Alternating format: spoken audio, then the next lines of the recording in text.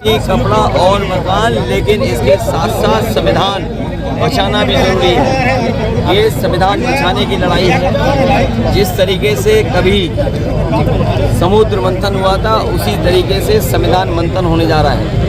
एक तरफ वो लोग हैं जो संविधान को बदलना चाहते हैं, दूसरी तरफ इंडिया गठबंधन समाजवादी पार्टी के लोग हैं जो संविधान की रक्षा और बचाना चाहते हैं। पिछले 10 साल और यूपी के 7 साल की सरकार ने जनता को धोखा दिया। किसान की आय नहीं बढ़ी, किसान शहीद हुए, जान खोनी पड़ी, धार चढ़ गई उन पर, उनकी हर चीज़ महंगी कर दी। बोरी की चोरी की इन्होंने, डीएपी के नाम पर नैनो यूरिया खरीदवा दिया किसान से, बिजली महंगी कर दी, डीजल महंगा कर दिया, कीटनाशक दवाई महंगी कर दी। और छात्र नौजवान जब नौकरी लेने निकला तो उसके परीक्षा के पेपर लीक करा दिए, परीक्षाएं रद्द हो गई। इन नौजवानों ने और किसानों ने मन बना लिया है, इस बार भारतीय जनता पार्टी को हटाने का काम करेंगे, संविधान बचाने का काम करेंगे। आपके सीएम केजरीवाल ने कहा कि योगी बाबा को चुनाव के बाद हटा दिया जाएगा, क्या लगता है आपको? योगी बाबा मठ मजे। देखिए, लगता तो यही है जब ये इस स्तर पे आ जाएं कि अगर मैं किसी मंदिर के दर्शन में जाऊं, मंदिर में जाऊं और वहाँ के पुजारी, वहाँ के पंडित जी मना करें कि धो मत, लेकिन बीजेपी के नेताओं ने धोने का काम किया। अगर ये जा नहीं रहे होते तो मंदिर को धुलवाते क्या? ये क्यों मंदिर को धुलवा रहे हैं? इनकी जो कहानी शुरू हुई है, आजकल इनके भाषणों की कहानी सुनी है आपने?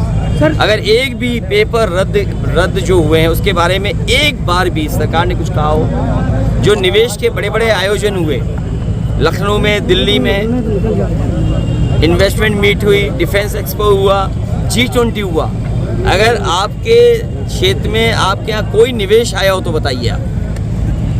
तो निवेश आया नहीं, नौकरी दी नहीं, रोजगार मिला नहीं, किसान की आय बढ़ी नहीं, बिजली महंगी कर दी, दवाइयाँ महंगी कर दी। और ताज्जुब तो इस बात का है कि वैक्सीन वाली कंपनी से भी आपने चंदा वसूल लिया।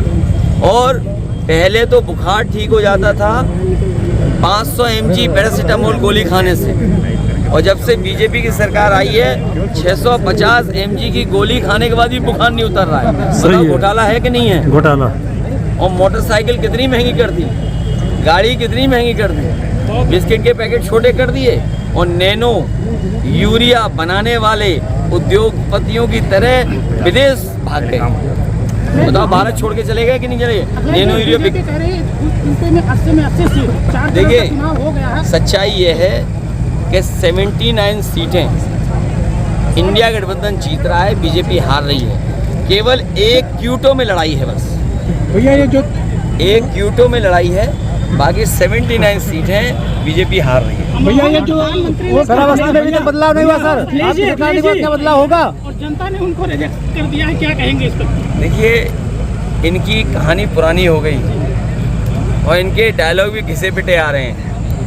जिसकी कहानी पुरानी, कोई सुनना नहीं चाहता उनकी कहानी। आपने देखा क्या कहानी सुना रहे हैं? तो ये जिनकी कहानी कोई सुनना नहीं चाहता, डायलॉग कोई सुनना नहीं चाहता, घिसे पिटे डायलॉग बोल रहे हैं, तो उससे घबराहट हो रही है इनके अंदर। आपको भैया जो परसेंट कम हो रहा है, परसेंट जो है वो कम हो रही है, ये सवाल ये नहीं है। ये शहजादों को इसलिए याद कर रहे हैं कि देश के शहंशाह हटने जा रहे हैं।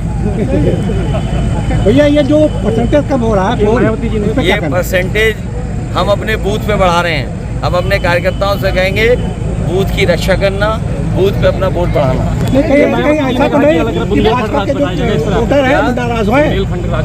देखिए, ये जो बहुजन समाज पार्टी है, ये बीजेपी की भाषा बुलवा रही है। जो बीजेपी बोलेगी, अगर नहीं बोल सकती है तो बहुजन समाज पार्टी से बुलाती है। और आपने देखा होगा उत्तर प्रदेश में कहीं ना कहीं दोनों हाथ मिलाए हुए हैं। इसलिए मैंने बहुजन समाज के लोगों से भी अपील करूंगा, और खासकर बाबा साहब भीमराव अम्बेडकर जी पे जो आस्था रखते हैं उनसे मैं अपील करूंगा कि अपना वोट खराब ना करें, संविधान बचाने के लिए, लोकतंत्र बचाने के लिए इंडिया गठबंधन की मदद करें। थैंक यू, धन्यवाद।